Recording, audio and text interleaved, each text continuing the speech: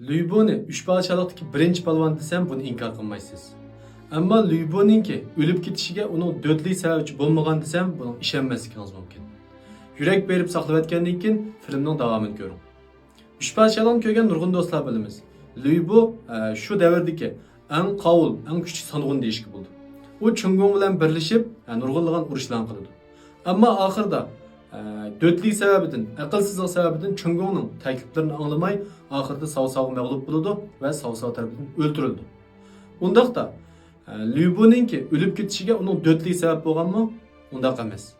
Balki uningki sadoqatsizlik sabab bo'lgan. Chunki Lübo kayni-kaynidan o'zininki boshliqlarga sadoqatsizlik qilgan. Asli Sao'ninki maqsadida Lüboni ep qilib, uni muhim o'ringa ishlatmoqchi. Ammo dal uningki sadoqatsizligini bilganligi uchun uni o'ldirib o'tdi. Demak, biz shirkat qurib xodim olayli yoki igilik tiklayli, boshqalar bilan hamkorlashayli. U odam bilimsiz bo'lsa bo'ladi. Biz uni tarbiyalab olsak bo'ladi. U odam do'st bo'ladi. Biz uningga yo'llarini ko'rsatib ish qilsak bo'ladi. Ammo biz hamkorlashadigan yoki ishlatadigan odam sadoqatsiz bo'lsa, qat'iy bo'lmaydi. Chunki sadoqatsiz odamningki iqtidor oshgan sari sizga olib keladigan xavfi shuncha zo'r bo'ladi.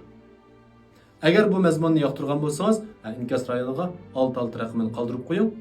Texmi ko'p korxonchilikqa va igilik tiklashga oid mazmunlar qiziqsangiz, ayrim xonamga uchur qoldiring.